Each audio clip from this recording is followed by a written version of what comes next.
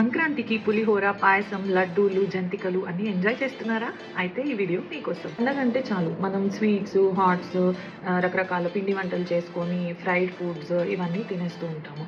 And చాలామంది అమ్మమ్మల ఇంటికి, నానమ్మల ఇంటికి వేరే వేరే ఊళ్ళకి కూడా ట్రావెల్ చేస్తూ ఉంటాము.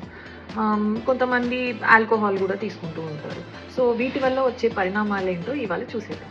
మోస్ట్ కామన్ టెస్ట్ మనం ఎక్స్పెక్ట్ చేసినట్లుగానే షుగర్స్ అండి. ఫాస్టింగ్, పోస్ట్ ప్రాండియల్ షుగర్స్ పెరుగుతాయి.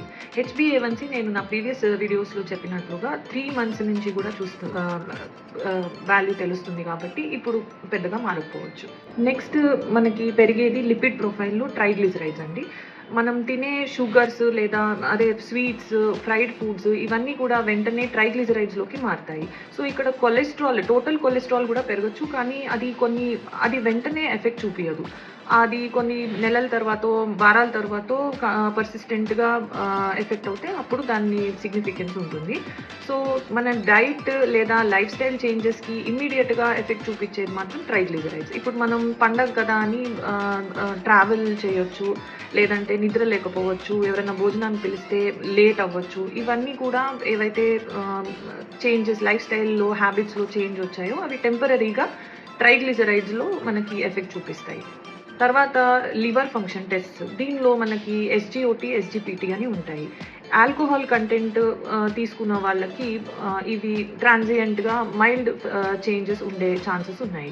ఆ తర్వాత మనం నెక్స్ట్ చూసే test uric acid. Uric acid కూడా ఆల్కహాల్ వల్లనో, డీహైడ్రేషన్ వల్లనో, అంటే వాటర్ కంటెంట్ తగ్గిపోవడం వల్లనో, లేకపోతే హై ప్రోటీన్ ఫుడ్స్ వల్లనో, మనకి ఫిజికల్ యాక్టివిటీ తక్కువ అయిపోవడం వల్లనో పెరుగుతుంది.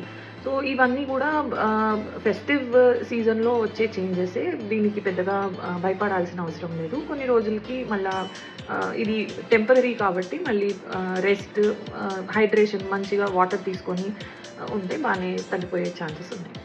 ఈ టెస్టే కాకుండా వేరే కొన్ని టెస్ట్లో కూడా మార్పులు వచ్చే అవకాశం ఉంది.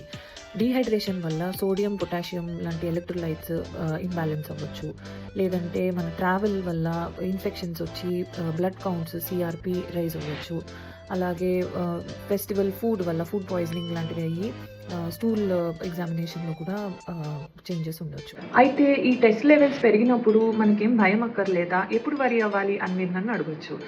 మరీ ఎక్కువగా ఈ లెవెల్స్ పెరిగిపోయినప్పుడు, అంటే abnormally or significantly high levels చూసినప్పుడు, లేదంటే 2-3 వారాల తర్వాత కూడా పర్సిస్టెంట్గా మీకు ఇవే వాల్యూస్ వస్తున్నాయి అనుకున్నప్పుడు, లేదంటే మీకు సిమ్టమ్స్ ఏమన్నా సిగ్నిఫికెంట్గా ఉన్నప్పుడు మీరు డాక్టర్ని చూడాల్సి వస్తుంది.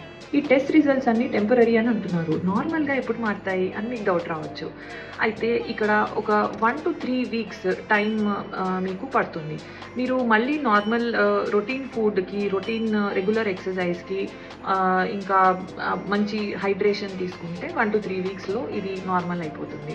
కానీ కొంతమంది already diabetes, kidney disease, liver disease ఉన్న వాళ్ళు, రెగ్యులర్గా ఆల్కహాల్ ఇంటేక్ ఉన్న వాళ్ళు, జంక్ ఫుడ్ ఎక్కువ తింటున్న వాళ్ళలో ఇది కొంచెం టైం పట్టే ఛాన్స్ ఉంది. పండగ సీజన్ వల్ల వచ్చే ల్యాబ్ చేంజెస్ లైఫ్ స్టైల్ని రిఫ్లెక్ట్ చేస్తాయి, డిజీజ్ని కాదు. పండగ ఫుడ్ మెనూలో భయం పెట్టుకోకండి, స్మార్ట్గా తినండి, లైఫ్ స్టైల్ మరియు టెస్ట్ని బ్యాలెన్స్ చేయండి.